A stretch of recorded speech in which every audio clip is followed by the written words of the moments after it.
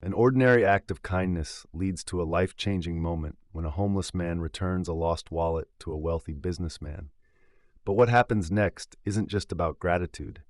It uncovers secrets, truths, and a twist no one could have predicted. Stay tuned for a story that will make you rethink everything you know about compassion and humanity.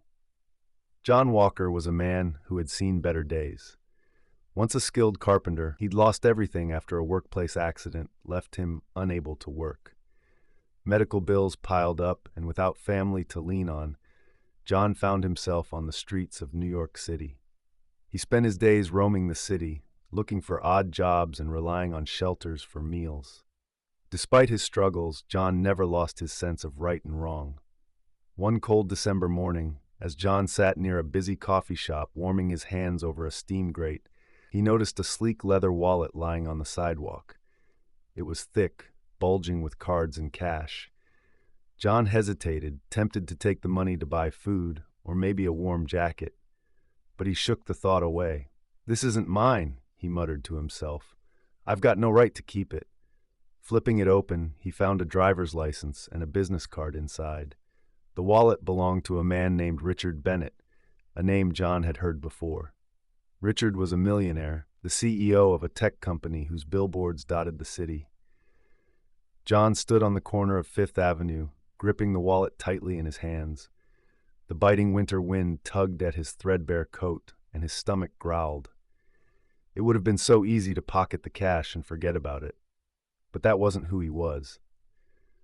"I've walked enough crooked paths," he muttered to himself. "Not this time." After a deep breath, John glanced at the business card again. The address led to a towering skyscraper nearly 5 miles away. He couldn't afford the bus fare, and the thought of hitching a ride seemed impossible in his current state.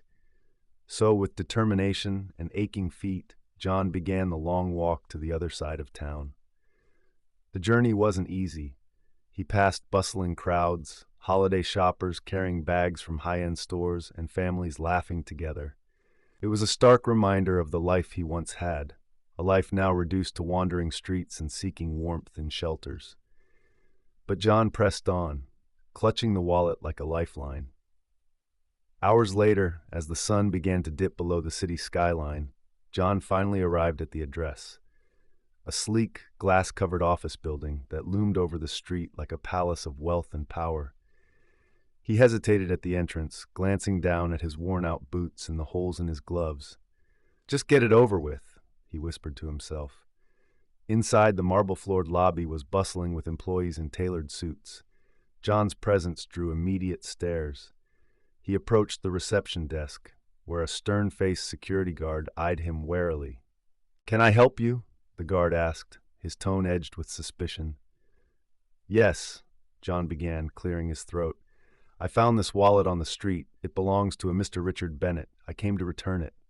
The guard's eyes narrowed as he glanced at John's shabby appearance. "Do you have an appointment?" "No," John admitted. "But this is important. Please, I just need to give this to him." The guard folded his arms, his expression skeptical. "And I'm supposed to believe that? How do I know you didn't steal it?" John stiffened, anger bubbling under the surface. But before he could respond, a commanding voice echoed from behind. "What's going on here?" The entire lobby seemed to pause as Richard Bennett stepped out of the elevator. He was everything John expected from a man of his stature. Tall, impeccably dressed, with an air of authority that made people move out of his way without a word. The guard straightened immediately, his demeanor shifting from dismissive to deferential. "This man says he found your wallet, sir." Richard turned his sharp gaze to John, taking in his weathered face and tattered clothes. "You found my wallet?" "Yes, sir," John said, holding it out. "I found it near Fifth Avenue. I thought it was the right thing to return it." Richard accepted the wallet, his brow furrowing as he opened it to inspect its contents. Everything was there: the cash, the credit cards, and, most importantly, a worn photo of his late father that he kept for sentimental reasons. For a moment, Richard's polished demeanor softened. "Everything's here," he murmured, almost to himself. Then, looking up at John, he added, "Thank you. Not many people would go to such lengths to do the right thing." John shrugged, his voice steady. It's what anyone should do. Richard was intrigued. Something about John's calm humility didn't match his disheveled appearance. He gestured toward the coffee shop across the street. Have you eaten? Richard asked. John hesitated. Not in a while. Then let me buy you a meal, Richard offered. It's the least I can do. John wanted to refuse. Pride tugged at him, but his hunger won. Thank you, he said quietly. The two men crossed the street and entered the warm, bustling cafe. Richard ordered a coffee and a sandwich for himself, insisting John get whatever he wanted. John settled for a simple bowl of soup, feeling out of place in the stylish establishment. As they sat at a corner table, Richard studied John with growing interest. You didn't have to do this, Richard said. Most people wouldn't. Why did you? John met his gaze. Because it wasn't mine to keep.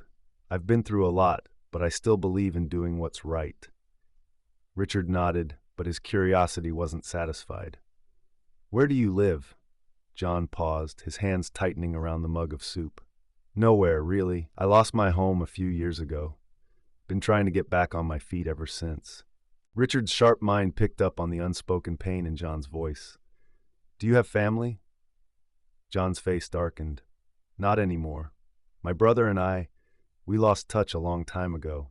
Haven't seen him in over 30 years. Richard leaned back, thoughtful. There was something about John, something familiar he couldn't quite place. He decided not to press further, but the gears in his mind were already turning. That evening, as Richard sat in his penthouse apartment, he couldn't shake the strange feeling that lingered after meeting John. He pulled out the wallet again, focusing on the worn photograph of his father, David Bennett, as a young man. Something about John's face, those kind eyes, the strong jawline, nagged at him. He called his assistant. Dig into this man's background, Richard said. His name is John Walker. I need to know everything about him. The next morning, Richard's assistant handed him a file. It contained fragments of John's life, his career as a carpenter, the accident that derailed his future, and his descent into poverty. But there was one detail that caught Richard's eye, a birth certificate. John Walker was born John Bennett. Richard's heart raced. Bennett? He whispered. He flipped through the papers until he found what he feared and hoped for. John Walker was his uncle, David Bennett's estranged brother. Richard arranged another meeting with John, this time inviting him to his home. When John arrived, he was visibly uncomfortable in the sleek modern apartment. This is some place you've got here, John said, trying not to gawk. John, Richard began, his tone serious, there's something I need to tell you. He handed John a copy of the birth certificate and the photograph of David. You're my uncle. John's hands trembled as he stared at the papers. What are you saying? My father, David Bennett, was your brother. He always regretted losing touch with you, but he never told me why. John sank into a nearby chair, his face pale. David, I thought I'd never see him again. We had a falling out after our parents died. I blamed him for leaving me to handle everything. I was angry and I said things I didn't mean. We went our separate ways and I never could bring myself to reach out. Richard's voice softened. He looked for you, John. He wrote letters, made phone calls, but he never found you. He passed away 10 years ago, and now I know that finding you was his greatest unfinished wish. Tears streamed down John's face. I wasted so much time, he choked out. I thought he didn't care. Richard wasn't done. There's more, he said, pulling out a faded envelope. After my father passed, I found this among his things. It's addressed to you. John took the envelope with trembling hands. Inside was a handwritten letter from David. Dear John, if you're reading this, it means I'm gone. I never stopped thinking about you, about the bond we had as brothers. I'm sorry for the mistakes I made, and I hope you can forgive me. I want you to know that I left something for you, a part of my life that I always intended to share. Richard will know where to find it. The letter ended with a set of coordinates.